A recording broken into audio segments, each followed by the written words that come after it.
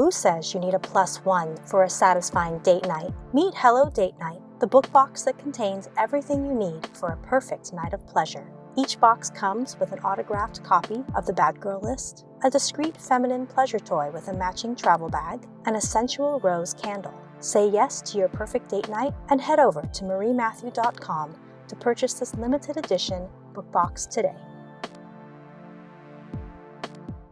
Hello and welcome to Season 1 of Romance with Heart and Heat, your podcast and YouTube show for contemporary rom-com audiobook serials. My name is Marie Matthew and I'm the author of the stories you're going to hear on this channel. The title of Season 1 is The Bad Girl List, and this is a fake dating, second chance rom-com set in California wine country. Find out how one life-changing vacation list puts the heart of Dominique Chen on the line when she meets sexy wine grower Trevor Moretti. The content of this channel is intended for audience members that are 18 years and older. There is some explicit content on this channel, there is light swearing, and there are some explicit spicy scenes. So I don't want any surprises as people move into the story, so you have been warned. Be sure to stick around at the end of each episode for author commentary, and if you have any questions or comments, you can drop them into the comments section in YouTube, or you can also send me an email at romancingmarie@gmail.com. I'll do my best to answer questions and comments in future episodes on the show. Please like and subscribe to my channel on your favorite platform, whatever that happens to be, and please help me spread the word and share this show with your friends. Now, as you're listening along, if you get to the point where the tension's too much and you just can't wait to find out what happens next, you can head over to mariematthew.com and you can purchase the complete season of The Bad Girl List over on my website. It's available in ebook format, audiobook format, and there's also autographed hardbacks and paperbacks. So you will get the entire season for free on YouTube and the podcast. But again, if you just can't wait, head over to mariematthew.com. Thanks so much for listening, and now it's time for some romance with heart and heat. I hope you enjoy. Bye. Chapter 1. Clones. Dominique. There is nothing I hate more than high-heeled shoes. I mean, who spends money to feel like they might tip over at any moment? If that was my thing, I would have pursued gymnastics when I was a kid. Not that my parents didn't try to coax me into it. You'd think a petite Chinese-American girl would be a shoo-in for backflips and the balance beam, but it only took one class for me to know gymnastics was not my thing. That didn't stop my parents from forcing me to take classes for the next 2 years. Chinese families aren't fans of leisure time. If you aren't being productive, you may as well be dead. It wasn't until I started showing an interest in drawing that they agreed to let me quit gymnastics and take up art lessons. Second to my dislike of high-heeled shoes are tight clothes. I hate the feeling of being constricted, of not being able to breathe for fear of my hips bulging out or tearing a seam. If I was allowed to script my perfect life, I would wear baggy cargo pants and tennis shoes every day, and I'd have a makeup-free face and my hair in 2 messy buns on top of my head. My perfect life would not include me standing in a stuffy conference room in cheap plastic shoes from Walmart with aching, disgustingly sweaty feet. My toes are going to be white and wrinkly by the time this day is over, not to mention blistered. My perfect life also doesn't have me stuffed into a tight black pencil dress with enough makeup and hair product to suffocate someone. Yet here I am in the conference room of Presidio Designs, doing my best not to teeter on my heels as I make my way to the front of the room. Our client, Tim Moretti from Moretti Winery, one of the most acclaimed wineries in Sonoma County's wine country, leans back in his chair, surveying the wine label redesigns proposed by 2 of my colleagues. He's an older man with distinguished silver hair who looks sharp in his dark blue suit and gold watch. The 6 label redesign options displayed in front of him are all versions of the same thing: a whitish background with black or red lettering, followed by a black and white sketch of a vineyard or of the Italian-esque Moretti tasting room. They all look like clones of the original label we are redesigning, the flagship wine of Moretti Winery. The original label is a light cream on textured paper stock, with a vineyard illustration done in watercolors. The Moretti name is in bold black text. Old Vine Zinfandel, the varietal, and Dry Creek Valley, the appellation where the grapes are grown, are in red. This wine sells for a whopping $150 per bottle.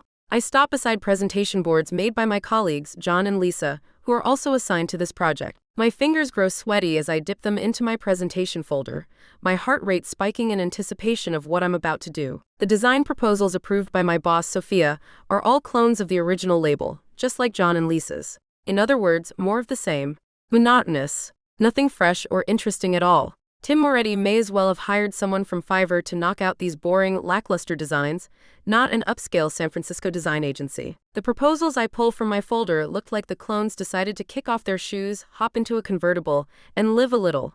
There is color across my designs, everything from bright orange to pale blue. And I'd completely scrapped the idea of a vineyard or a tasting room illustration, opting instead for creative treatments on the family name Moretti. These designs are not the designs Sophia approved. In fact, she scrapped all 3 of them early on in the design process, calling them drastic deviations of the artistic vision. She sent me back to the drawing board, insisting on classic revisions, also known as clone designs.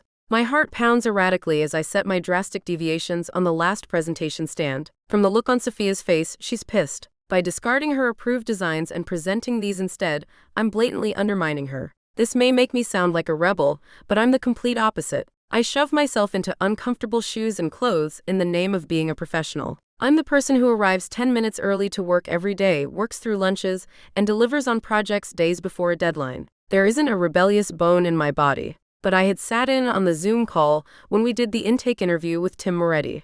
I heard him use words like fresh, modern, and elegant. My designs are all of those things. There's nothing fresh or different in the clone designs Sophia opted to show him today. Tim Moretti leans forward, the first sign of movement I've seen from him since the presentation began. He rests his forearms on the table, a slight dent between his brow as he scrutinizes my designs. These are unconventional. Silence descends. Tim continues to study the design boards. I can hear the clock ticking on the wall. Sophia glares at me. John and Lisa stare at me as though I've lost my mind. My stomach rebounds off the floor and into my esophagus, making me feel sick with distress. These are all great designs, Tim says at last. I'm going to take these boards back home to review with my family. I'll get back to you in a few days with feedback. Take all the time you need, Sophia says, rising to her feet to gather up the design boards for Tim. We look forward to hearing your family's feedback. Sophia walks in her 4-inch heels like she'd been born in them, leading Tim back to the reception area as she makes small talk. I scurry back to my cubicle, hoping she'll forget about me. Dom, what were you thinking? John hisses, poking his head around our shared cubicle wall. I don't know. I swallow, eyes darting. I just thought, crap, there's Sophia. She's coming. John jerks himself back to his computer. I grab my mouse and pretend to be absorbed in my email, even though my heart is pounding and I'm too nervous to read a thing. Dominique, can I see you in my office, please? Sophia pauses beside my cubicle with a fake smile I have come to recognize. It's the one she wears when she's about to tell us we lost a bid proposal, or a design brief was awarded to another one of the project managers in Presidio. It's also the expression that tells me I'm in trouble. I follow her through the cubicle rows and into her office, feeling like the naughty kindergarten kid who's been called to see the principal. Sophia shuts the door behind her. What the hell was that? She demands, rounding on me. I swallow, trying to rally the defense case I had mentally prepared while revamping my design boards. Defying Sophia had been a risky proposition. So risky, in fact, that I'd talked myself out of it until 10 o'clock last night. Then, lying in bed surrounded by boring white wine labels jumping over the proverbial fence, I'd grabbed my approved foam presentation boards and cut them up with a knife. I'd pulled an all-nighter, taking my 3 original, unapproved designs and refining them. The result was 3 labels that were fresh, modern, and elegant. All the things Mr. Moretti had asked for. They sure as hell aren't clones. What the hell were you thinking? Sophia fumes. Do you know how hard I worked to land this account for Presidio? If Tim Moretti approves one of our designs, our agency could be awarded the redesign of the entire Moretti portfolio. I'm sorry, I say. I know I went against protocol. You just showed a client 3 designs I did not approve. I know, but when we did the intake call with Mr. Moretti, he said he wanted to freshen things up and take his label in a new direction. He kept saying, I know what he said, Sophia snaps, but you know how important it is to key into the defining elements of the competitive set. She snatches a printed PowerPoint presentation and holds it up, smacking one finger against the paper for emphasis. This is the competitive set he provided. The bottles she points to on the sheet are more clones, more white labels with boring vineyard and winery pictures. This is the set where our redesign needs to live, on the shelf with these bottles. He wants the Moretti brand to stand out on the shelf, I reply. How does making a clone label make him stand out? A what? A clone. I point at the PowerPoint printout. How does making clones of these labels help Moretti Winery stand out? Tim said he wanted to be different. You weren't hired to get into our client's head, Sophia says. You were hired to follow directions. She lets out an exasperated sigh and tosses the printouts back onto her desk. I'm sorry, Dominique, but this just isn't working out. I can't have someone on my team I can't trust. I'm going to have to let you go. I blink, taking a step back as heat rushes to my face. For one mistake? You're firing me for one mistake? I knew Sophia would be angry, but I hadn't expected this. I pull regular all-nighters for Presidio designs, and she knows it. This might be the first time you pulled a stunt like this in front of a client, but you're consistently coloring outside the lines, Sophia says. Every round of first draft proposals are designs from the Twilight Zone. It's like you never even read the briefs. I do read the briefs, I say, trying to backpedal. But why do we always assume our clients want clone art? What's wrong with throwing something out there that walks the edge? I mean, we're a design firm. We're supposed to design. That's where you're wrong. Clients choose to work with Presidio because they know we won't waste their time with stuff that won't hold up in the market. Being at home among the competitive set is important. There's a reason wines are organized by price point and varietal on the grocery store shelf. A customer looking for $2 doesn't want a $100 bottle of Moretti Old Vine Zin, or vice versa. Designs that don't key into customer expectations are a waste of time. Time is money, Dominique, and today you wasted my time, Presidio's time, and Tim Moretti's time. Can't we at least wait and see what the Moretti family says about them? I ask. What if? We already saw Tim's reaction to them, Sophia says. He called them unconventional. That wasn't a compliment. Sophia shakes her head. I'm sorry, but my decision stands. Pack up your cubicle and be gone within the hour. If you leave quietly, I'll make sure you get paid for the vacation time you have scheduled for tomorrow and next week. As she exits her office and leaves me alone, I think I might be sick. My face is flaming hot, my body tingly from shock, and my feet hurt like hell in these stupid shoes. What the royal fuck had I been thinking? I had convinced myself that switching out the proposals had been a good idea,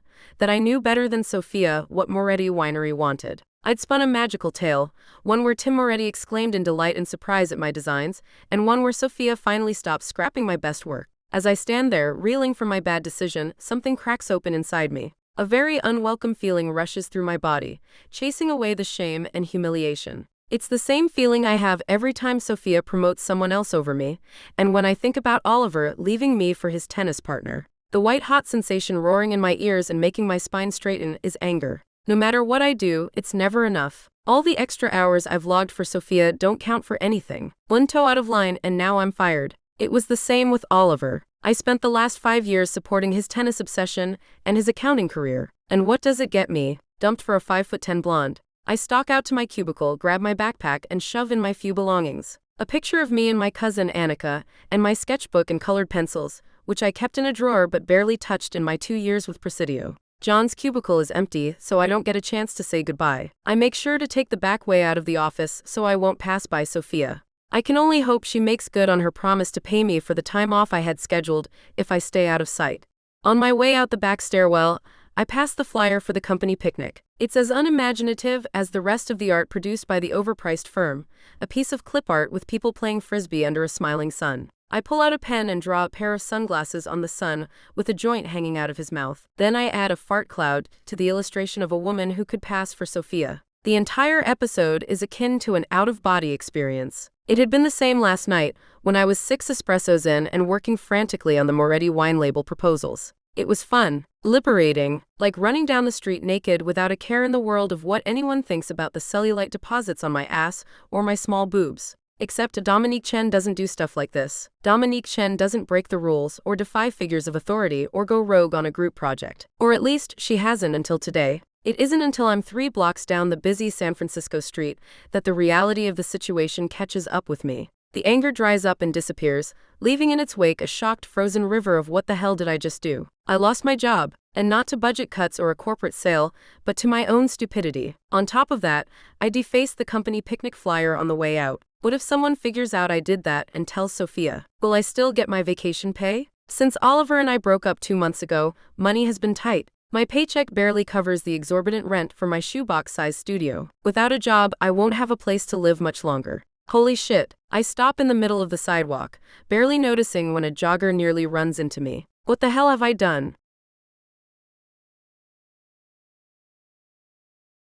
Chapter 2. The Bad Girl List. Dominique.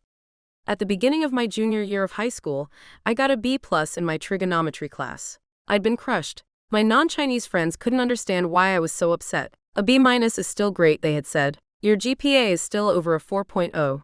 But my cousin, Annika, had understood. B+ is an Asian F, she had proclaimed, patting me on the shoulder. The problem is that you buy into our family's high standards. The trick is not to aim so high. The last time I brought home a B+, my dad took me out for boba.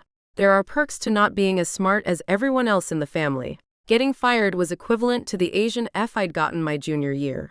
What were my parents going to say? What about the rest of the family? Compounding my anxiety was the fact that I hadn't told them about breaking up with Oliver. My parents loved Oliver. We'd been together since sophomore year at Berkeley. In their eyes, he was perfection on a platter. Chinese? Check. Berkeley grad? Check. Promising career? Check. Polite? Check. Nice family? Check. Entry-level job at a prestigious San Francisco financial district accounting firm right out of college? Check. Not only am I on the brink of being the source of family heartache, I'm going to lose my studio if I don't figure something out. And tomorrow is the first day of the annual Chen family girls trip. This year, we're going to Healdsburg, a boutique town in Sonoma County, for a week of wine tasting. The trip was organized by the Chen aunties, which include Auntie Louise, my mom, Auntie Deb, Annika's mom, and our Auntie Helen. Some of the most popular family meal topics are A. My boyfriend, B. My job, and C. The successful life I've built for myself. This is nothing short of a national disaster. I need to bring in the big guns. To be exact, I need my cousin. Annika likes to say my high achievements mean she can fly under the radar in all aspects of her life. She'll know what to do. By the time I arrive at her studio in the Tenderloin district of San Francisco, full-blown panic has settled in. I slam my finger on her buzzer. Who is it? My cousin's voice crackles out of the intercom. She waits tables at a high-end restaurant on the wharf, which is why she's home at 1 o'clock in the afternoon on a Thursday. Annika, it's me. Let me in. Dom?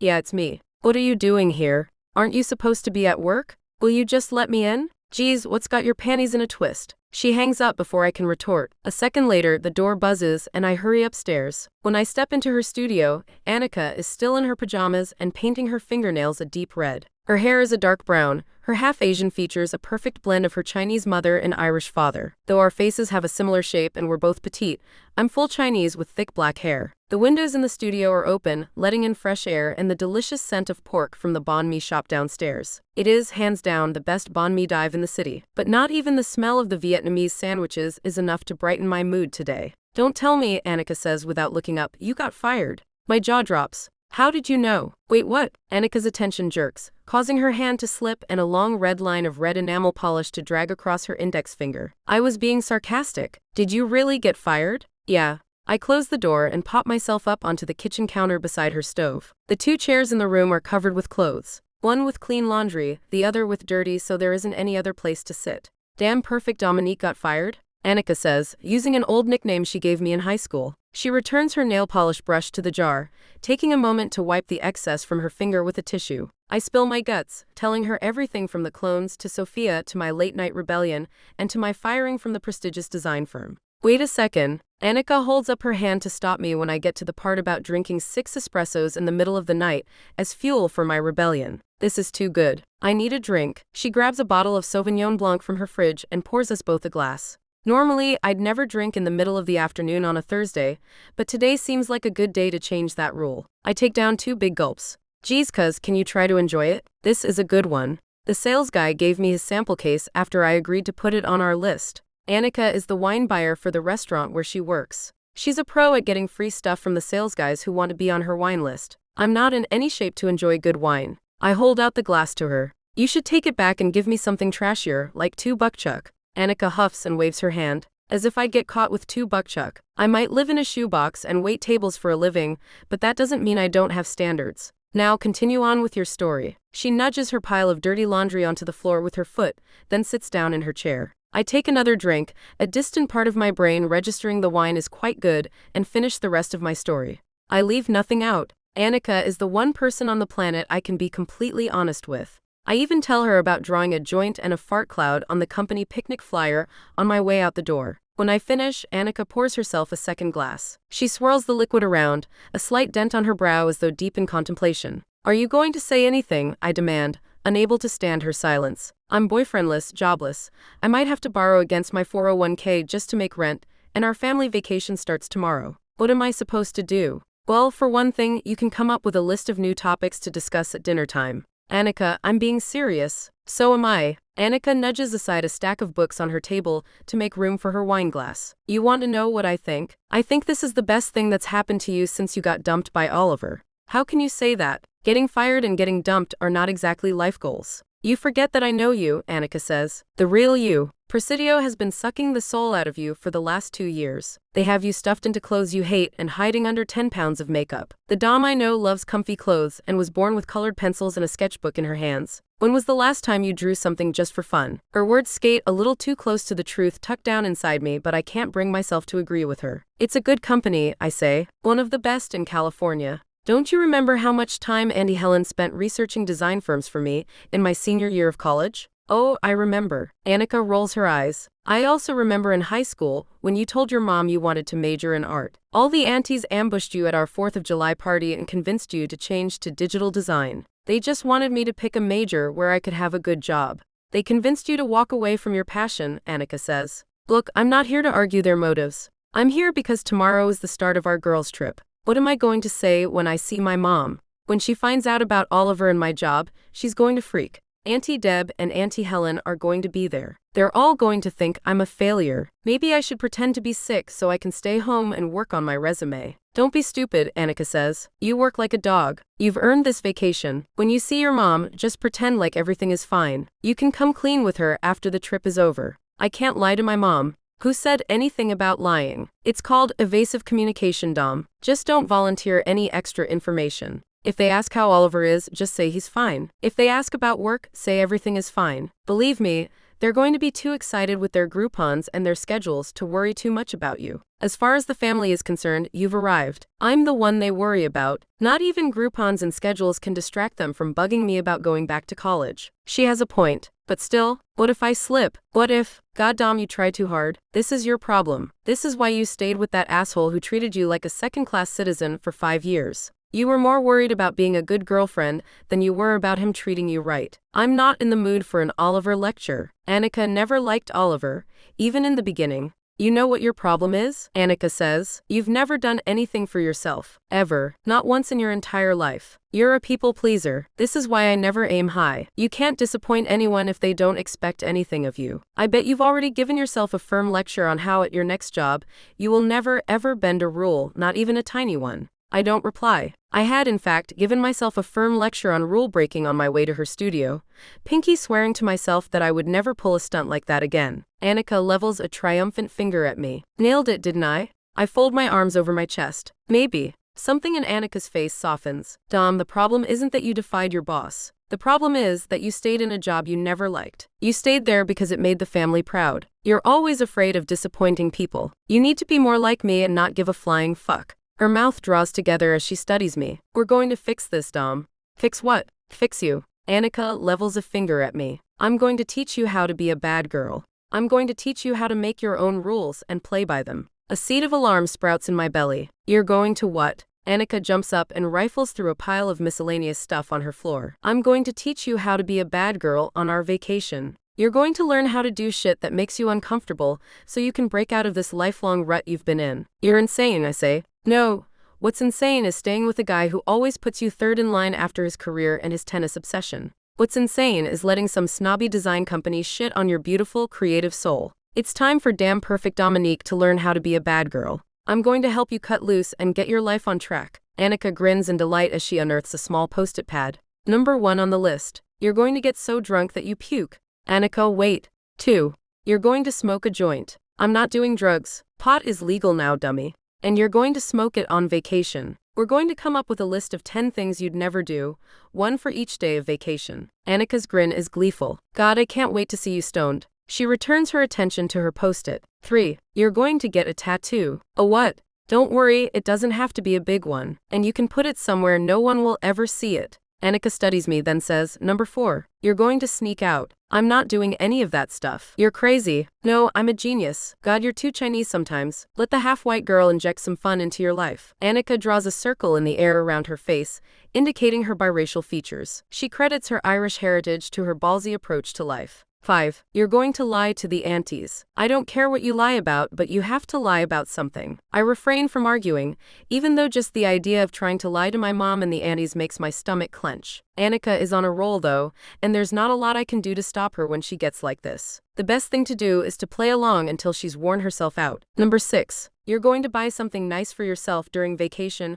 from one of the cute winery boutique stores. It has to be something that's not on sale. I roll my eyes and remind myself that arguing is pointless. No one in my family except for Annika ever pays full price for anything. I'm certainly not going to do that now that I don't have a job. Number 7, karaoke. Annika pokes the side of her cheek with the end of her pen. 8. We're going to break into a hotel and go skinny dipping in the middle of the night. I roll my eyes. Are you done yet? No. We need 10 things. Ooh, I got it. You're going to say no to the aunties sometime during vacation. The idea makes me squirm too. Not that I'm agreeing to the bad girl list, but if I was, number 9 would need to be crossed off. Annika sees my expression and relents. I don't care if it's turning down a Groupon for dinner at Sizzler or telling them you won't take your shoes off in the house. Pick something easy if you want. Since when does telling the aunties I won't take my shoes off inside count as easy? You know what I mean. And pretending to be sick doesn't count. You have to tell them no, like you have to use the word. And let's see, number 10. It has to be something good. Eat a pint of ice cream every day and see if I can still fit into my pants at the end of vacation, I suggest. No. Skydive? I ask. That's better but not bold enough. Wait. I got it. She gives me an evil smile. You're going to have a vacation fling. How am I supposed to find a guy to have a fling with? Please, it's not that hard, Annika says. Maybe we'll combine that with number 1 or 2, just to make it more fun. Flings are always more fun when you're drunk or stoned. And by fling I mean sex. You are going to find a guy and have vacation sex with him at least once. If he's good, you can do him as many times as you want. I'm not doing any of that stuff on the list, I say. Annika frowns in consternation. Why not, Dom? What have you got to lose? Being perfect hasn't made you happy. Why not take this as an opportunity to throw caution to the wind and live a little? Things really can't get worse for you. The stuff on that list is all the stuff you do, I reply. They're not my thing. I mean, seriously, a fling? The only guy I've ever been with is Oliver. That practically makes you a virgin. Tell that to your fling. You'll think it's hot as hell. Are you done yet? I ask. Annika scans her list. Yeah, I think so. This will give you a good start to getting your life back on track. Clearly, Annika and I have different definitions of what it means to get one's life back on track. She might think the bad girl list is my salvation, but in truth, it's going to be a spruced up resume that rights this ship. I'm not doing the bad girl list, Annika. She narrows her eyes at me. Yes, you are. No, I'm not. Yes, you are. Want to know why? I huff. Sure. Tell me why I'm going to agree to your insane list. Because if you do, I'll let you move in with me for 6 months, rent-free. That will give you time to find a job you actually like without the stress of maxing out your credit card or borrowing against your 401k. I open my mouth about to refuse. By this point, I'm on autopilot with her. How many ways can a person say no before the other person hears them? But before I can speak, her words register. I blink, studying my cousin, expecting to see sarcasm in her face. There's not a trace of it. She looks like she means it. Are you serious? I ask. If I agree to the bad girl list, you'll let me move in rent-free for 6 months? Yep. How about that for a deal you can't refuse? This is over the top generous, even for a family member. Annika's rent is almost as steep as mine and her place is smaller. And she'd let me crash here, free of charge, all in exchange for doing the 10 silly things on her list? This is better than the clearance sale on holiday decorations the day after Christmas. Okay, I say. This will give me time to find a job I actually like and avoid doing something truly horrendous, like working for a temp agency. Her eyes light up. Okay, you'll do it? You'll agree to do everything on the bad girl list? I'll do everything on that list, I say. And after I do, I'm moving in with you. Annika throws back her head and laughs. This is going to be the best vacation ever.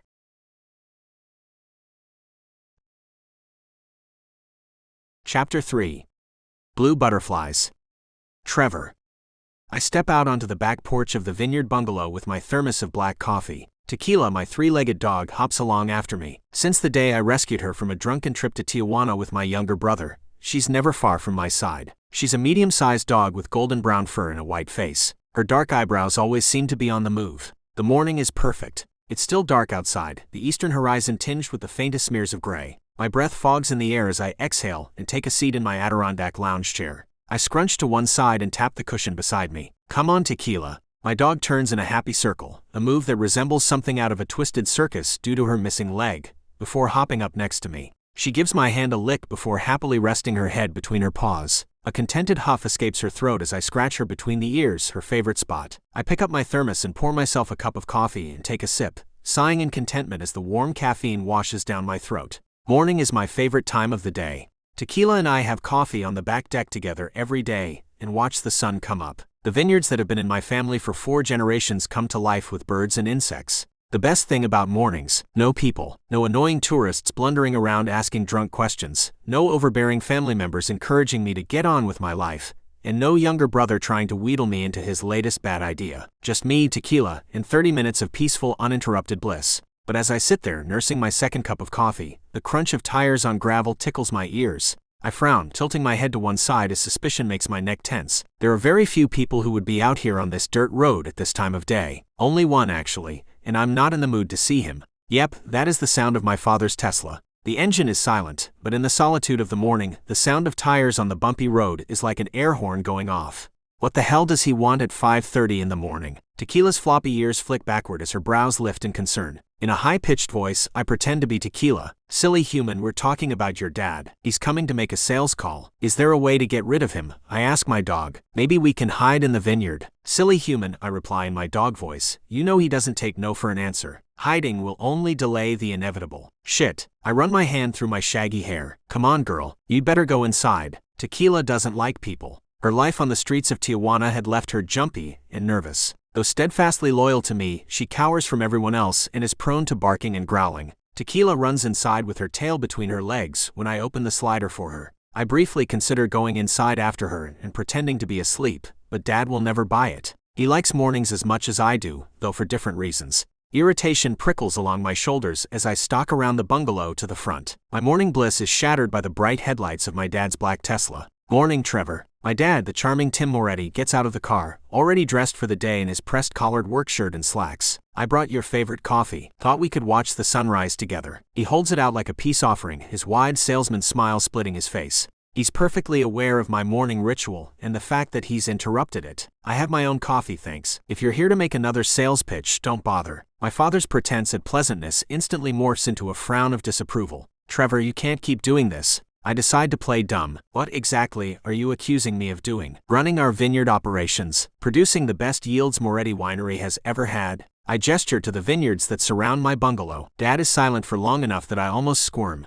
Almost. Trevor, he says at last, you rarely leave this house except to go to work. Tequila gets anxious when I'm gone. You never see any of your old friends. It's been 8 weeks since the last time you made it to Sunday dinner. This isn't you. Maybe it wasn't me when I was younger, but I've changed, Dad. The easygoing guy my dad is referring to is dead and buried in the ground. It's been 2 years, Trev. Elle wouldn't want you to live like this. The softness in Dad's tone makes something inside me snap. It doesn't help that tonight is the 2-year anniversary of the accident, but I doubt Dad remembers the exact date. The reality that it's been 2 full years hasn't even sunk in with me yet, or my mood would be even worse than it already is. I can still remember the way the storm smelled, the way lightning sizzled in the air and made all the hairs along my arms stand up on end, the way the rain drenched my skin and turned me numb.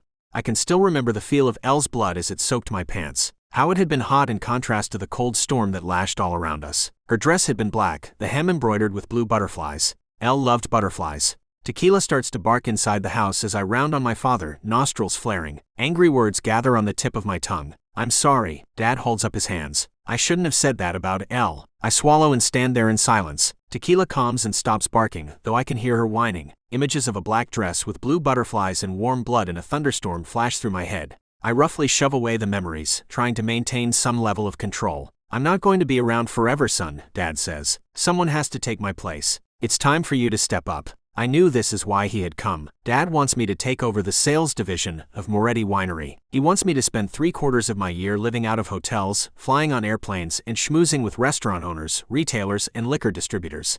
There had been a time in my life when following my father's footsteps had been my greatest ambition. All that had changed 2 years ago when I lost Elle. I'm in charge of the vineyard operations, I grind out. You can't hide in the vineyards forever. I'm not hiding. Moretti Winery wouldn't exist without the grapes. It wouldn't produce award-winning wine if not for the biodynamic farming techniques my uncle implemented before he died, practices I meticulously maintain and oversee. Find someone else to groom for the sales position. Why don't you work with one of those professional headhunters? Moretti Winery wouldn't exist without the stable of loyal clients I've spent the last 2 decades cultivating, Dad says. They don't want to be passed off to some no-name I've hired from a headhunter. They want to work with the family. Our family. I almost tell him to go talk to Thomas, except my younger brother is more interested in having a good time than selling wine, and my sister Celine is off on a winemaking internship in Italy. Neither of them can get me out of this mess. But Dad doesn't take no for an answer. It's why he's so damn good at sales. To him the word no just means he hasn't found the right hook. There's always a way to yes, as he likes to say. Look, I need to harvest the valerian and make the infusions before it gets too warm. I have to go. I turn my back on him, heading around to the carport to where my 1986 Ford F-150 pickup sits. It was a 16th birthday gift from my grandpa. The paint is peeling and the truck has more dents than not, but I'd take it any day over my dad's Tesla. I fucking love it almost as much as I love my dog. Trevor, Dad comes after me. At least stop by the house tonight to look at the label redesign proposals I picked up from Presidio yesterday. I'd really like your opinion on them. Send them to Celine. My sister is better with style than all the Moretti boys combined. At least come to Sunday night dinner. Your mother misses you. The last time I came to Sunday dinner, Mom ambushed me with a blind date. She had invited the niece of a woman from her bridge club without telling me. That had been a disaster. I'd been a cold dickwad to the girl. She hadn't deserved that, but I'd been too angry to apply common decency to the situation. Your mother just wants you to be happy. Dad clears his throat. And if you don't come meet the next girl on her list at dinner this Sunday, she's going to cook up another way to introduce the two of you. There's a list? It's your mother, Trevor. Of course there's a list. She's making a list of girls to set me up with? If a frantic round of barking from Tequila is any indication, I may have raised my voice. Your mother just wants to help. I don't need help. I'm fine. Using a Tijuana rescue dog as an excuse to become a recluse is not doing fine. Tell her I already met someone. Tell her that if she cancels the blind date, I'll come to dinner. What did you just say? I'll come to Sunday dinner if she cancels the blind date. Truth be told, I miss my family. The hard part is seeing the pain in their eyes when they look at me, like I'm a broken bird in need of tending. Not the blind date part, Dad says. The other part. My mind rewinds the last few seconds. The part about meeting someone? Dad scrutinizes my face. Is it true? It's a lie, of course. I hadn't planned for it to come out. I'm about to take it back, but the way Dad is looking at me right now, like maybe I'm a bird recovering from a wound, rather than a broken one in need of massive surgery, makes me pause. Lying has never been my go-to. That's my brother's arena, who can lie like a con artist in Vegas when he wants to. But the hope I see in Dad's eyes gives me pause. One little white lie can't hurt anyone. Just a little lie to get them off my back. And maybe I can go to Sunday dinner and enjoy time with my family, without everyone looking at me like I need to be rescued. I just met her, I say cautiously, testing out the waters of my deception. It's nothing serious. But you like her. Shit. The hope in Dad's eyes is like a gut punch. Kinda, I say before I can think better of it. Yeah, I like her. I shrug, backpedaling so as not to get his hopes up. Like I said, I just met her. I'm not rushing into anything, but yeah, she's neat. I'll tell your mother, Dad says. I'll get her to cancel the blind date. You invite your new friend. No, I say firmly. Dad, don't oversell this to Mom. I just met this girl. Things could flame out in a week. Dad's eyes narrow. Did you really meet a girl? Yes, I met someone. Then invite her to Sunday dinner. Dad, invite her, or I'll let your mother continue to play matchmaker. He's testing me to see if I'm bluffing. Well, fuck him. If you're going to make a big deal out of this, I'm not coming to dinner. If you don't come up to the house for dinner, I'll bring everyone here. We'll invade the bungalow and eat dinner in your place. Shit, he'll do it too. Dad doesn't bluff. Fine, I'll invite her. Now I just have to find someone to bring. Shit, will you please manage Mom's expectations? Like I said, we just met. Of course, son, but Dad's grin betrays the truth. For an instant, the salesman I grew up with completely disappears, and all I see is a father desperate for his son to be happy. He's not going to manage anything. He's going to call my mother on the way back to the house, and within the next 30 minutes, the entire family is going to think I have a new girlfriend. I almost come clean. Then I think about something Thomas said to me back in high school, as he was preparing to sneak out of the house with his friends. Lies aren't all bad, Trevor, he'd said. I'm doing Mom and Dad a favor. They don't want to know their youngest son is going to sneak into a private golf course to go ice blocking with his friends and smoke weed. It would just stress them out. My parents are stressed. They've been worried about me for the last 2 years. Maybe Thomas is right. Maybe one little lie really will do them a favor. Maybe it will work out for me too. I just need to find someone to invite to dinner. Someone who's willing to play along with my white lie and won't bother me later. If I can find someone to do that, it just might buy me a few months of peace from my parents. Tequila has stopped barking. Dad is still standing there with that broad smile on his face. I can't take it anymore. I gotta go, Dad. I need to harvest the valerian while it's still in bloom. Okay. See you Sunday, Trevor. See you Sunday. I turn away and hurry back inside to get tequila, trying not to feel anxious about the lie I've just released into the wilds of the Moretti family. Tonight is the 2-year anniversary of the accident. I have an all-nighter scheduled with my wine fridge. I should be getting shit-faced, not worrying about a date for Sunday dinner. I need to text Thomas. Maybe my brother can help me. He must have a friend who would agree to pretend to be my date for one night, if only to get my family off my back.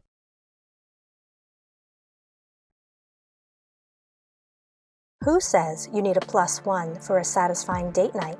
Join Dot Wines and author Marie Matthew for your perfect Valentine's night in. For a limited time, get a bottle of Dot's rosé wine paired with a Hello Date Night book box. This Valentine's Day special comes with an autographed paperback copy of The Bad Girl List, a discreet feminine pleasure toy with a matching travel bag, a sensual rose candle, and a flirty bottle of Dot rosé wine. If you only want the wine with the book, we have that option available as well. Say yes to your perfect date night and head over to dotwinery.com to purchase this limited edition pairing today.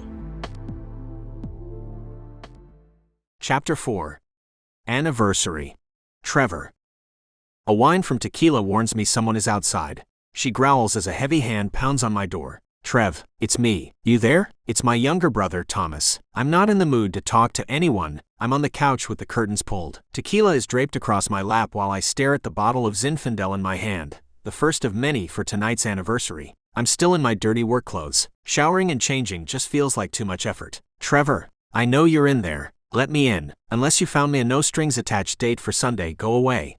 Sorry, man. I asked around, but it's Passport this weekend. All my friends are working. Passport is one of the biggest wine events in our area. A group of wineries opens up their cellars to offer tastes of older vintages paired with food. I'd forgotten it was this weekend. All the more reason for me to stay home. Healdsburg will be crawling with tourists. But what the hell am I supposed to do about Sunday dinner? Thomas pounds again on the door. Open up, bro. If we just ignore him, he'll eventually go away, I tell Tequila as I take a swig from my bottle. Her eyebrows move as she watches me, her tail thumping in response to my voice. Trev, damn it, open up. I know what today is. Fuck, I growl. Of course Thomas remembered what today is. My brother has always been good with birthdays, anniversaries, and anything else that has a significant date. I'm not going to let you be alone tonight. Thomas's voice echoes through the heavy wooden door. You may as well open up or I'm just going to stay out here all night and annoy the shit out of you.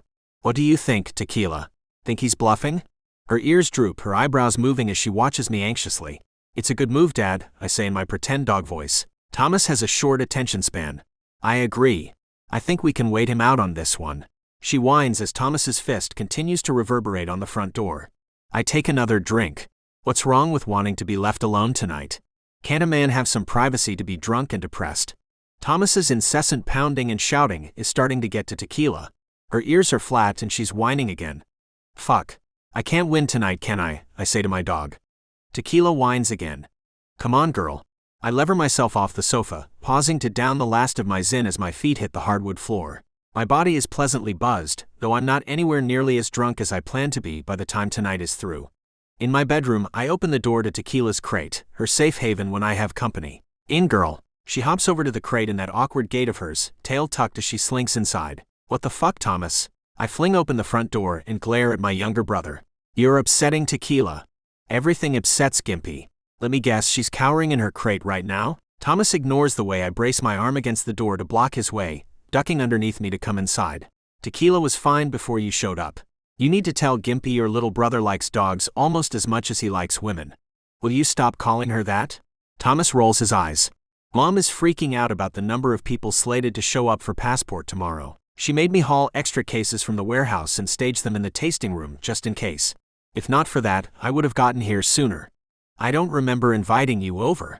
Fuck you, dude. No way I'm going to let you drink by yourself tonight. Touched despite myself, I don't reply. Thomas might be my punk-ass younger brother, but he's got my back. And by the way he's looking at me right now, he knows just how hard today is.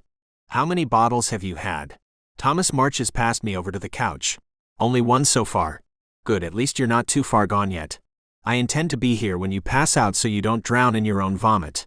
He goes into the kitchen and opens the wine fridge. I don't miss the way his brow wrinkles as he takes in the state of my house. Dishes piled in the sink and on the counter. Clothes wherever I happened to leave them when I got home from work. Dog food kibbles on the floor. Thomas is a neat freak of the highest order. Usually he gives me shit for being a slob, but tonight he doesn't say a word. I slump back onto the couch, rubbing at my temples as tears sting the back of my eyes. I've been plagued with memories of Elle's black dress with blue butterflies all day. I need more wine. Top shelf, right-hand side, I say as Thomas rummages around in my wine fridge. Are you talking about the blend of Pinot Grigio and Semillon? Yeah. It was one of Elle's favorites. I'd been saving that for the grand finale, when I was 4 or 5 bottles in and on the verge of passing out, but fuck it. I might as well share it with my brother, since he's the only one who remembered today's anniversary. Thomas comes back with 2 glasses and the bottle of white wine. It's a screw cap, as a lot of white wines are, which means he doesn't need a wine opener. He twists off the cap and pours 2 glasses. Raising one in the air, he says, "To Elle, the girl who stole my brother's heart." I clink my glass against his, my throat too tight to respond. I choke down a long swallow. "To you, Elle," I say silently. "I fucking miss you." Thomas meticulously folds up a jacket and a pair of my jeans piled on one end of the couch and sets them on the floor before taking a seat. We sit in silent companionship. This is another thing I like about my brother. He doesn't feel the need to fill every second with words like our dad does. He can small talk with the best of them, but he's also happy to be silent. "Dad came to see me this morning," I say. "He's on my ass again. Did he give you the lecture on how Elle would want you to live a good life and find happiness?" "Essentially, yeah. It's like he thinks the old me is just something that can be polished up and resurrected." I slam my wine glass onto the table. Everyone wants me to get on with my life, but this is the best I can do. My gesture takes in the vineyard beyond the sliding glass door in my living room. All Dad cares about is me getting back out into the field to sell wine. "Is that what he said?" Thomas asks. "Yeah." I lower my voice in a parody of our father. "Our customers don't want to be passed off to some no-name I've hired from a headhunter. They want to work with the family." Thomas chuckles. "What did you say?" "The same thing I say every time he hounds me. I'm the vineyard operations manager. He can find someone else to do sales. Is that really what you want?" I look at Thomas sharply. Of course it's what I want. Being out in the field on sales calls will just make me think of Elle. At least out here in the vineyards, there aren't memories of her at every turn. "I mean," Thomas says, "if you hadn't lost Elle, don't look at me like that. I'm not trying to be an asshole. I just mean if Elle was still alive, don't you think you'd want to be out there selling our family's wine? You always seemed to enjoy it before the accident." I pick up my glass again and swirl the wine, watching the pale yellow liquid coat the sides. I used to think following in Dad's footsteps was my dream job, but I've never really liked crowds and small talk, not the way Dad does. It's like, I just didn't know any different, you know? Dad told me when I was 10 years old that he was going to teach me how to sell wine, and I said okay. It never even occurred to me to take any other role in the family business. But then there was the accident, and I actually like working in the vineyards. All of Uncle Theo's farming techniques make a real difference in the grape quality. I like being part of that. I wouldn't change it, even if Elle was still here. "Do you really mean that?" Thomas asks. "If Elle was still alive, you'd be happy working in the vineyard every day."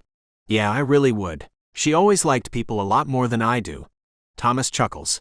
"That's for sure. She always had a flock around her." "She was magnetic," I agree. "I could always find her at a party by searching out the largest crowd. She would be at the center of it. God, I fucking miss her. Every damn day I wake up and I miss her." I drain my glass and pour another. "I miss her too, bro. She was good for you." We polish off the bottle, then another, this one a local Pinot Noir. As I'm contemplating which bottle to grab next, Thomas sets down his wine glass and says, "Come on. Get your shoes." "I'm not going anywhere." "Yes, you are. You're coming with me to Zeke's. I have to bring my A game to the event tomorrow, and I can't do that without a solid hangover." "That doesn't make any sense." Thomas raises an eyebrow. "I'm pretty sure you're drunk enough for that to be solid logic." "You never have solid logic." I mean it as a joke, but something in his eyes shifts. "That's what Dad says," Thomas grunts. Is it my imagination, or does he look disappointed? I'm too drunk to discern if that's from our father's opinion of him or my comment.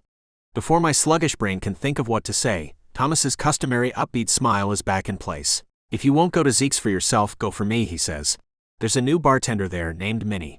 She has the hottest ass you've ever seen and works on Fridays. I need a wingman. You want me to go out on the anniversary of Elle's death to help you get laid?" When you say it like that, I sound like a total fucktard. You said it, not me. Look, I know you hate hearing it, but you do need to get out once in a while. I'm not trying to be like Dad and tell you to get back to how things were before Elle died, but don't you think she'd like you to smile when you think about her, instead of getting shit-faced drunk by yourself with your three-legged dog? I mean shit, Trev, you can miss her and still go for a night out at the Old Timers bar with your brother. I take a moment to absorb that as I think ahead to what I want to drink next. There's a good wine list at Zeke's. When you say it like that, I'm the one who sounds like a fucktard. Technically, you're a drunk-ass fucktard. It's passport weekend. There will be too many people out tonight. It's Zeke's, bro. Tourists don't go there. It's not fancy enough for them. Besides, you have a lot of good memories of Elle at Zeke's. Remember that pool tournament we had for her 21st birthday? I almost crack a smile. Almost. Shit, Elle was so wasted. When it was her turn at the pool table, Macarena had come on the jukebox. Elle got up on the table and started kicking the pool balls in with her feet while she executed a perfect Macarena. It was even adorable when she tripped and fell off the side, but only because I'd been there to catch her. You're smiling, Thomas says. Maybe a little. Come on, fucktard. Get your shoes. We're going to Zeke's.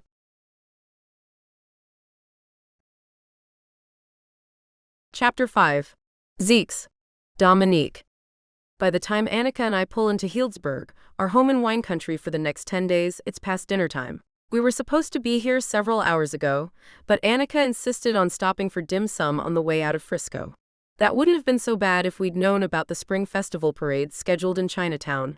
It took us 2 hours to get out of the city. The good news is that I'm dressed in my favorite cargo pants, so at least I've been comfy for the long ride. When I get a new job, I want to find one where I can wear comfortable clothing. The aunties are never going to let us hear the end of this, I say. I bet they ate dinner without us. Of course they ate dinner without us, Annika replies. They have no sympathy for those with poor time management. We'll have to heat up the leftovers. Did Auntie Helen send you the 10-day menu? She did, hold on. I tap my phone and pull up the email. The aunties take planning and organizing to levels the Pentagon would envy. Okay, found it. Tonight is spaghetti with Spam. Annika and I giggle in perfect unison. Spaghetti with Spam is a Chen family staple.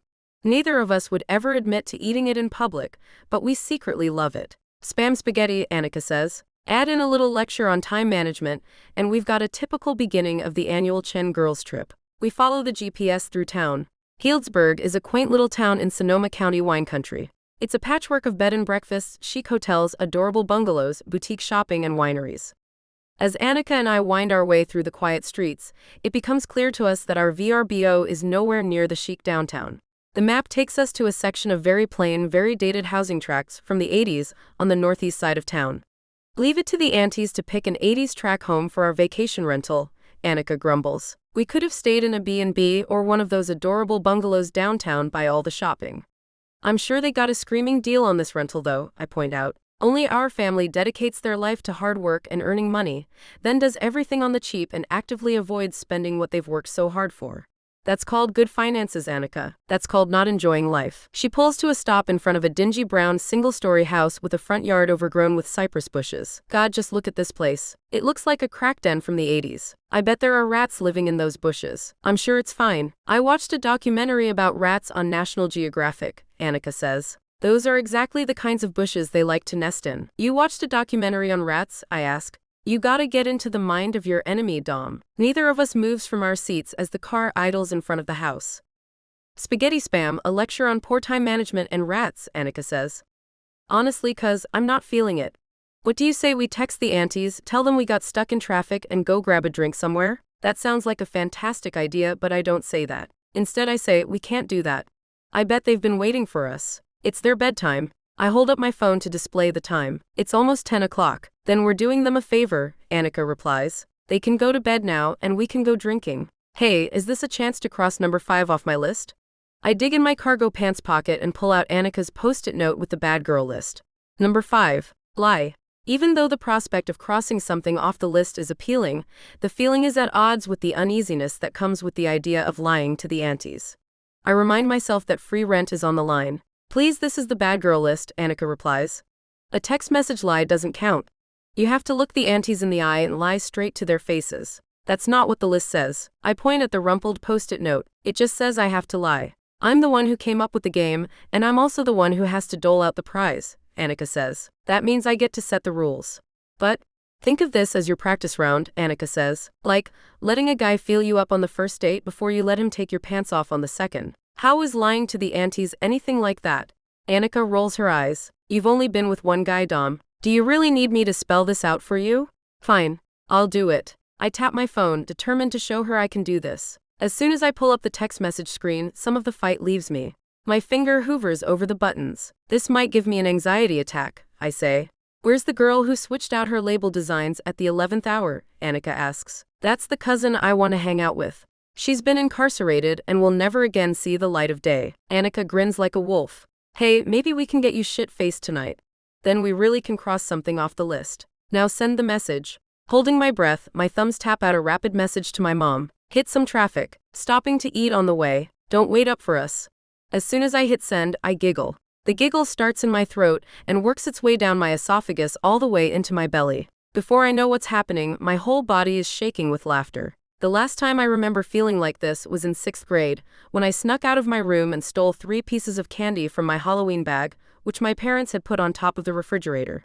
I hid under my bed and ate M&Ms, Snickers, and Pop Rocks. I think it was the most food dye I'd ever had in one sitting up until that point. Annika, watching me, bursts out laughing. Feels good, doesn't it? Maybe a little, I say. Didn't Auntie Helen send us a list of all the most affordable places to eat in town? Annika pulls away from the curb. See if there are any bars on that list. I'll bet she included them. Auntie Helen is always thorough. She would have researched bars knowing that Annika and I would want to go out at night. Found it. Yep, there are bars on the list. I scan it. Zeke's looks like the best place. Their Cosmos are only $6 each. Oh my god, there's another place that has Cosmos for $18 each. Zeke's it is. Annika types the name into her phone. I might complain about our dumpy VRBO, but that doesn't mean I want to bleed money at a bar. I can get drunk on cheap liquor, but not cheap wine? Don't be a blasphemer, Annika says. You know I never drink cheap wine. My phone buzzes with a reply text from my mom.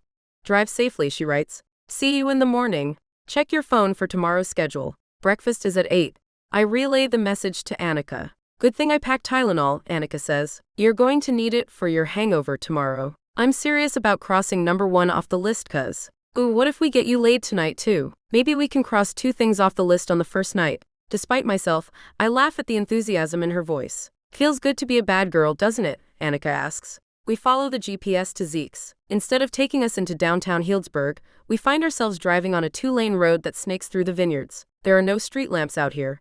The vineyards are drenched in black, the only source of light from Annika's Honda Civic. No wonder the Cosmos are so much cheaper at this place, Annika says. We're in the middle of bumfuck Egypt. How much further? I check the phone. ETA is 3 minutes. If this place sucks, we're going to the place with the $18 Cosmos, Annika says. We get 1 drink to check the vibe, then decide if we're going to stay. Light appears up ahead. It comes from a low-roofed building in a long gravel parking lot that edges up against the vineyards. I think that's it, I say. Doesn't look very busy for a Friday night. Annika pulls up into the parking lot. We're definitely not going to score you a vacation fling if there's no one here. Let's just work on getting me drunk. I still haven't completely reconciled myself to the idea of a casual vacation fling. I'm going to have to do it eventually if I want Annika to let me move into her studio, but I'm going to give myself a few days to work up to it. I can't remember the last time I was drunk. Me either, Annika says. You've been too busy for the past 2 years being damn perfect Dominique for that soul-sucking design firm and your asshole ex. She switches off the engine and we get out, heading to the bar. Zeke's is fronted by a long wooden porch and railing. The doors are wide open, spilling inviting light across the gravel parking lot. Open windows in the back illuminate the vineyards behind the bar. Somewhere in the distance, an owl hoots. I immediately know I like this place. It's nothing like the financial district bars back in the city that Oliver loved. Those places were crammed with clones, everyone in suits and pencil skirts and 27 pounds of makeup with their overpriced martinis. I hated those places, but Oliver thrived in them. He always said they were great for networking, which is what he usually did when we went out, while I often ended up sitting alone. Outside this musty old bar with warm lighting, I feel at home in my baggy pants, simple cotton tee, and makeup-free face. My hair is twisted up into 2 messy buns on either side of my head. There may not have been a lot of cars in the parking lot, but there's a decent number of people inside. There's one thing that immediately strikes me as odd though. Save for the bartender, who's a perky, adorable 20-something with tattoos and a nose ring, everyone in this place is, oh my god, Annika hisses in my ear. It's the fucking geriatric bar. I smother a laugh against my palm. She isn't wrong. Most of the people in this place are men, and every last one of them looks old enough to be a grandpa. They're dressed in dirty jeans, rumpled button-down shirts with the sleeves rolled up, and old leather cowboy hats. I think this is the place where locals hang out, I whisper. Old locals, you mean, Annika says. I like it. I want to stay. I take a few steps toward the bar, pulling Annika with me. Really? Why? Her eyes narrow.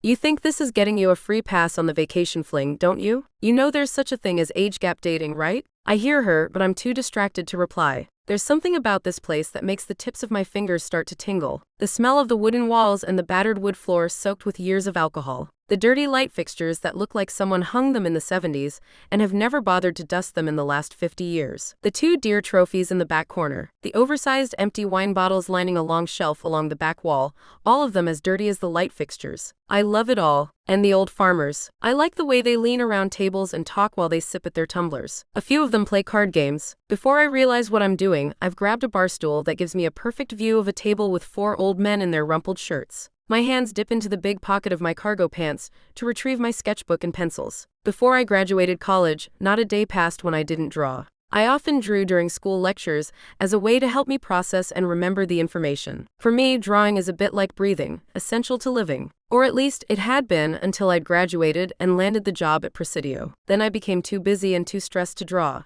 It was a small incursion at first. It began with me swapping out my preferred cargo pants for the suffocating pencil skirts and precarious heels. I couldn't exactly stash drawing materials and clothing barely stretchy enough to stash myself in. Then the work started to pile up. I'd forget about the drawing supplies in my desk drawer. And when I got home from the office, I either had a mountain of work to get done for Sophia, or I was too tired to draw. After a while, my various pencils and sketch pads ended up scattered around the studio in random places. A thin sheen of dust collected on them, because who has time to draw when you're working 12-hour days? Now, for the first time in forever, the compulsion to draw is back. It feels like a reunion with a long-lost friend. I start to sketch, tracing the outline of the 4 farmers playing cards while they sip at their tumblers of what looks like whiskey. Annika has struck up a conversation with the cute bartender. Snatches of their conversation penetrate my ears, but I barely notice. A pink beverage has appeared in front of me. A cosmopolitan. A few persistent pokes in the ribcage from Annika reminds me that I have an item to cross off a list tonight. I'm supposed to get so drunk that I puke.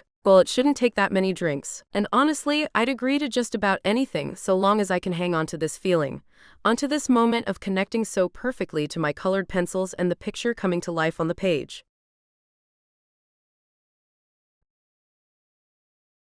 Chapter 6. The Girl with the Colored Pencils. Trevor. Thanks to the bottles of wine I'd consumed at the bungalow, a comfortable buzz is in full effect by the time Thomas and I pull into the parking lot of Zeke's. Despite this, a familiar tightening pulls at my muscles. What had I been thinking? Why did I agree to Zeke's of all places? Healdsburg has its fair share of bars, but Zeke's is the place where locals come. Out in the vineyards of Dry Creek Valley, it's the sort of place you have to know about to find. It's a favorite hangout for the farmers and winery workers. My grandpa spends so much time here, he should probably pay rent for the table he and his buddies always occupy. Which means that everyone in this place will know who I am. The likelihood of someone telling my parents they saw me out is pretty high. It reminds me of the Sunday dinner threat hanging over my head. Bring a date, or face one of my mom's setups. Try evading dinner altogether, and the family will invade my house. The pain of missing Elle, of the 2-year anniversary since her death, had me on edge before I started drinking. The looming stress of Sunday dinner, combined with the murmur of voices carrying out from the bar, makes me wish I was already passed out in my bed with tequila. I hang back as Thomas starts in the direction of Zeke's. This wasn't a good idea, I say. Of course it was a good idea. The old dudes have all missed seeing you.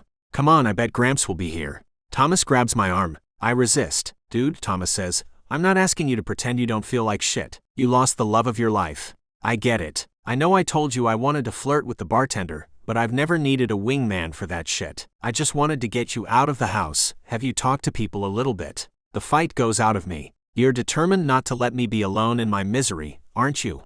I know you think Gimpy counts as not being alone, but yeah, you need to be around human beings once in a while. Her name isn't Gimpy. I know. Thomas flashes me his signature $1 million grin. I just call her that because it pisses you off.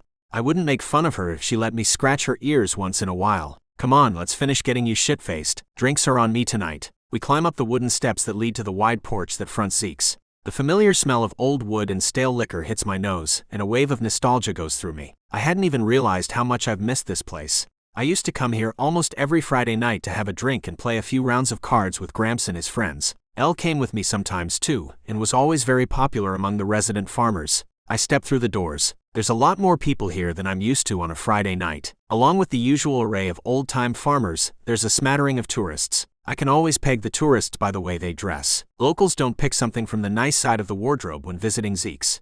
Looks like a few tourists in town for passport found their way out here. Don't worry, it still meets your antisocial standards. Thomas slaps me on the shoulder and saunters off to the bar. I spot Minnie, the cute bartender he's here for. She's definitely his type, with just enough tattoos and piercings to keep her interesting, but not so many that our mother would run screaming. Not that Thomas has a habit of bringing girls to the house. My eyes skip past Minnie to the customer sitting at the bar in front of her. She looks part Asian and is having an animated discussion with Minnie about the best way to deflect propositions from customers. I can only assume she works in the hospitality business by what she's saying. From her too tight top to her ass-hugging jeans, it's easy to imagine she gets her fair share of attention at whatever she does. She's clearly a tourist. I once had this customer who would not go away, even after I said no to his face 4 times. A wicked smile cracks her face, so when he wouldn't take no for an answer, I gave him my mom's phone number. Annika, you're a sly bitch. Minnie chuckles as she pours a Cosmo into a martini glass. I'm going to steal that move from you. I always tell guys I don't sleep where I shit. That works surprisingly well. Thomas clearly has his work cut out for him. Well, my brother has never been one to be put off by challenges. In fact, challenges only make things more appealing to him. He's more like our salesman dad than I am. Minnie sets the Cosmo on the counter. A hand snakes around Annika and picks it up. I hadn't noticed anyone else sitting with her, but as Annika shifts, I catch sight of a second woman. She might be related to Annika, though she looks to be full Asian. She wears baggy cargo pants and a fitted white t-shirt. Her black hair is twisted into 2 buns on top of her head, and she's leaning over the bar with a colored pencil in her hand. Zeke's blurs around me, the warm chatter morphing in a soft background buzz. I freeze mid-step, my entire world honing in on the girl with the Cosmo and the colored pencils. Elle? Time skips like a broken record. A memory of Elle is superimposed over the artist, and I recall bringing her here one night after a movie. I don't even remember what we saw, but I remember laughing about a scene we had both particularly liked. Elle had been drinking Chardonnay, her favorite wine, and I'd ordered a glass of port. The memory comes back strong, almost like a moment of déjà vu. It's gone almost as soon as it arrived, but it leaves behind a sensation of warm smiles and laughter. It's disconcerting to remember what it feels like to be happy. It's the girl with the colored pencils. She looks just enough like Elle to send me into a tailspin. I can't stop staring at her. I need a drink. Many of them. Trev. Thomas yanks on my arm. Trevor, you okay? I'm okay. I need a bottle of red. On it, bro. Thomas beelines back to the bar. Hey boys. Gramps' familiar voice calls out to us. I'd been so busy staring at the girl with the colored pencils that I hadn't even noticed Gramps and his gang at their customary table. I wander over, but I keep the girl in my periphery. She switches out a green pencil and picks up a blue one. What is she working on so intently? An empty Cosmo glass sits next to her, and she's slurping on her second like she's on a mission. Trevor? I realize Gramps has been saying something to me. Sorry. I yank my gaze away from the girl with the colored pencils. What did you say, Gramps? I asked if you wanted to play the next round of gin with us, but I can see you have other things on your mind. He winks at me, his faded blue eyes sliding in the direction of the bar. Before anyone else can catch his drift, he adds, you'd better go keep an eye on Thomas before he offends our bartender. We like Minnie. Don't let him scare her away, will you? On it, Gramps. I turn back toward the bar, my gaze once again tracking to the girl. Trev. Gramps touches my arm. Yeah? I'm glad to see you out. His wrinkled face rumples into a warm smile. I hear what he's not saying. Gramps is the only person in my life who really understands what I went through after the accident. He lost his wife, my grandmother, after 50 years of marriage. I remember him sitting with me after Elle's funeral. Trevor, he had said, I'm not going to bullshit you. You're never going to stop missing her, but that's okay. When you love someone with your whole heart, you're supposed to feel it when they're gone. It's the price you pay for loving someone. It's part of life, and that's okay. His face had creased with a smile. It's a price I gladly pay every day for the 50 years I had with your grandmother. Gramps never tries to minimize my pain or convince me to move on. He knows coming here tonight wasn't easy. Thanks, Gramps. Anytime, Trev. I leave Gramps to his card game and find a seat at the bar, purposely not sitting with my brother. Partially because I'm not up for small talk, but mostly because sitting halfway around the bar by myself gives me a clear view of the girl with the colored pencils. Thomas sends Minnie down with a glass of red wine for me. I glance at it, then order an entire bottle of cab from her instead. I'm on a mission to get so shit-faced that I fully expect Thomas to have to carry me to the car. There's no reason to waste time ordering one glass at a time. This way I can take care of my own refills. Besides, Minnie's conversation with the half-Asian girl is growing more animated by the second, and my brother is actively trying to insert himself into it. She won't want me to keep bothering her every few minutes for another glass. You guys aren't the only ones who get hit on, Thomas declares. You should see the cougars who come through our winery. If I was into that, I could be married to a kinky rich woman and kept in the luxury I deserve. Dear God. My brother and his mouth. I take a long drink from my glass and hunch over, positioning myself behind my wine bottle in an effort to be subtle in my preoccupation with the artist girl. She takes a big swallow from her Cosmo, flips a page in her book and resumes drawing. For a brief second I think our eyes meet from across the bar, but it happens so fast that I'm not sure if I imagined it or not. Oh please, Annika says. You think you deserve the lap of luxury because you happen to be pretty? Oh hell no. Thomas deflects her obvious disdain with one of his big smiles. It's my charming personality that makes me a shoo-in for a life of luxury. The women laugh, both of them shifting their attention to Thomas, which of course he soaks up like a sponge. He loves being the center of attention, even if the women are giving him endless shit. I can't tell if the artist girl has noticed me or not. Strands of her black hair have come loose from her buns and hang in front of her face, almost like she's using them as a curtain. I'd swear her eyes dart in my direction every so often, but I'm drunk enough by now that I don't trust my perceptions. What the hell is she working on so intently in that notebook? I don't know why I think she would be paying attention to me when she has my loud-mouthed, dynamic brother describing the over-the-hill women, his words, not mine, who flirt with him at the winery. No, Annika says, it's not your charming personality the older women like. I've heard the rich old cougars like them dumb and moldable. Oh, but not too dumb, Minnie says. They need to be smart enough to know where the pool towels and suntan lotion are kept.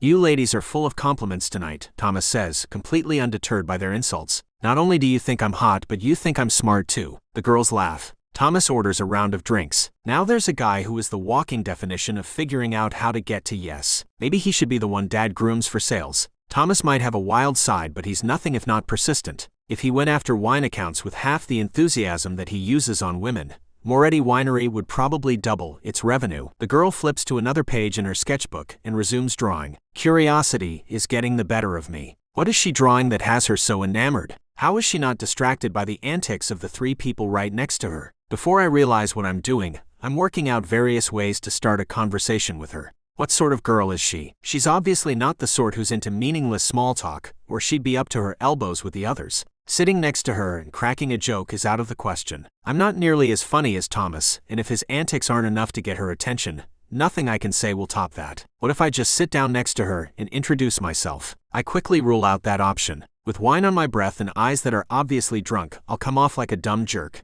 Then again, maybe it's not such a bad idea. With another few glasses of wine in me, the idea seems better by the second. The desire to talk to her is starting to feel like an itch I have to scratch, and it gets more intense with every swallow of wine. By the time I've reached the bottom of my bottle of cab, my head is good and foggy. The pain I've carried since Elle's accident is distantly numb. Everything is just about perfect, except I still haven't figured out a way to strike up a conversation with Zeke's artist in residence. I move halfway down the bar, eliminating 5 seats between me and the artist. There's still an additional 5 stools between us, plus Thomas and Annika, but it's the best move I've come up with. Minnie is so deep in conversation and laughter with Thomas and Annika that it takes 3 tries to get her attention. She saunters over to me. What can I get you? A bottle of the Moretti Old Vine Zinfandel. It's customary for winery owners to buy their own wine from local establishments. It's seen as a classy way to support the business, and is a good way to get the staff to recommend the wine to their customers. The tip she's going to get from our bar tap should make her night. Coming right up, Minnie plunks the open bottle of wine down in front of me. Enjoy, cowboy. I'm not a cowboy. I don't have any cows. Minnie rolls her eyes at me and walks away. Someone else laughs. I look up in time to see the artist smother her mirth and duck her head. I stare at her a few seconds longer than necessary, my thoughts trying to catch up with what just happened. Had she laughed at what I'd said? Does she think I'm funny? That has to be a good sign, I think, filling my glass almost to the top. If she laughed at what I said, it means she's watching me. And even if I hadn't been trying to be funny, it's a good sign when you can make someone laugh, right? I systematically lay into my latest bottle, my brain somersaulting as I try to invent more funny things to say to the pretty artist girl. There's something refreshing about the relaxed way she dresses. It's nice compared to the way most tourist girls make themselves up, with impractical shoes and too much makeup. Hey bro. Thomas gets my attention as I'm working on my 3rd glass of Zinfandel. Come join us. You look like a loser down there by yourself. There's a suspicious twinkle in his eye, but my brain is too foggy to dwell on it. Moving from my seat to the one near my brother would get rid of the last 5 bar stools between me and the artist. I'm not sure how I can strike up a conversation with her over the heads of Thomas, Minnie, and Annika, but my odds have to be improved somewhat with vicinity on my side. I call back to my brother over the noisy bar. Yeah, okay. Maybe I can go around my brother and his friends and sit by the artist. Would she be willing to take a break from her cosmos to have the last glass of Zin in my bottle? Or will she just be annoyed that I'm interrupting her? Armed with my bottle and my fingerprint-laden full to the brim wine glass, I start toward my brother. My steps are heavy and slow thanks to the alcohol soaking my veins, but I'm not so inebriated that I'm in danger of falling. Or at least that's what I think until Thomas looks me right in the eye and sticks out his foot. I trip and go down, the glass of Zinfandel leaping from my hands and splashing all over the girl with the colored pencils.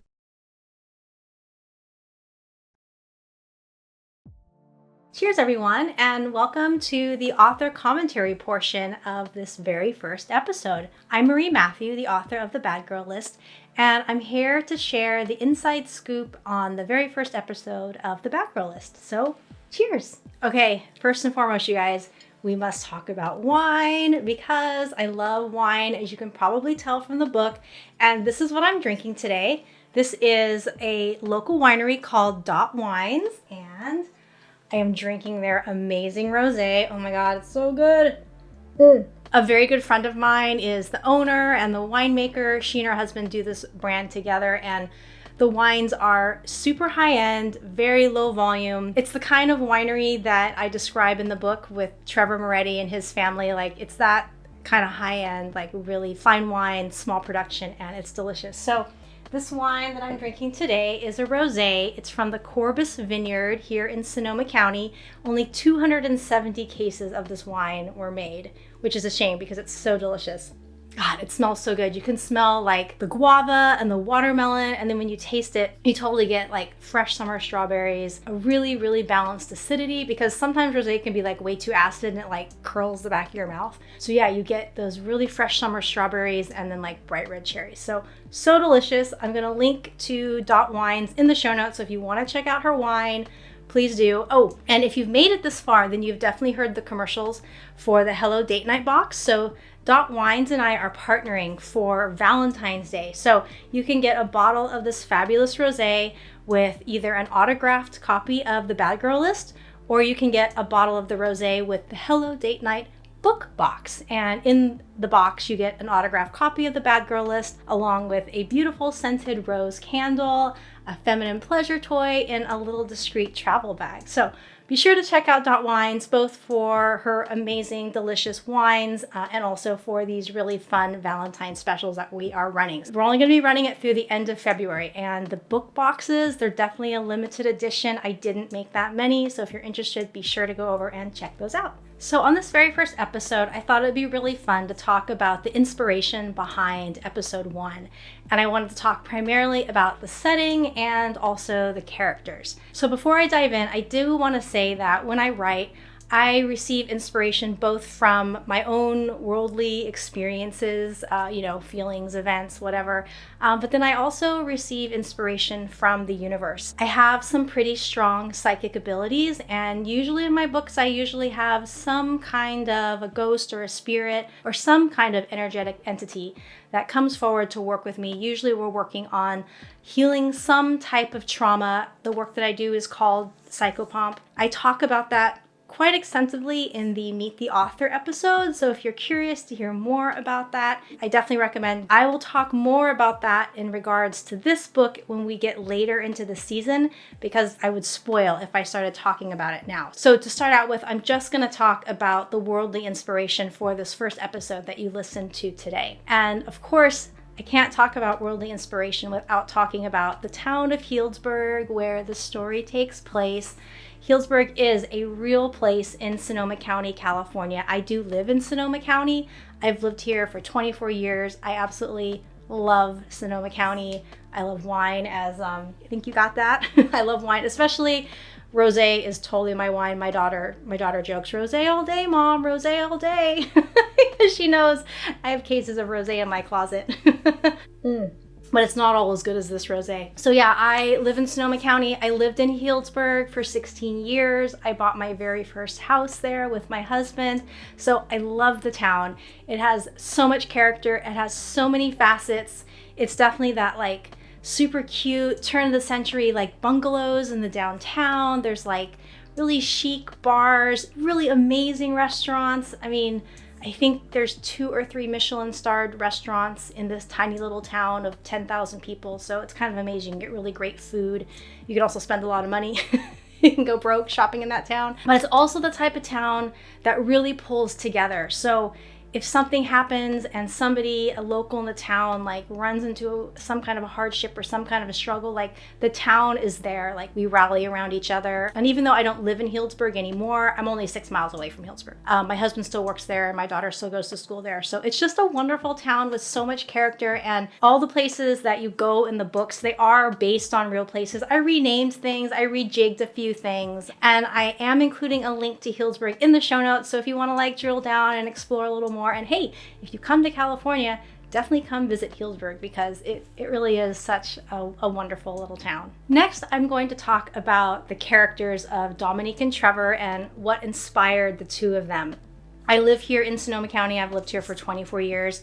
And of that 24 years, I've spent the last 18 and a half working in the wine industry. So I do have a day job. I have to say, working in booze is a blast. It's super fun. Little side anecdote. When I was hired by the company that I'm working for now, they made me sign like this mountain of disclosure paperwork regarding social media. And then we even had to watch a webinar on proper use of social media when it comes to company products, like certain hashtags you had to use and things you could not do. And honestly, I don't have enough room in my brain for all that stuff. So my takeaway from that was that I should never, ever, ever mention any of my company products in any of my social media postings. So the wines that I drink on this show are not going to be from my company. They're all going to be like just personal wines in my library collection that I enjoy, but I have no affiliates with them whatsoever.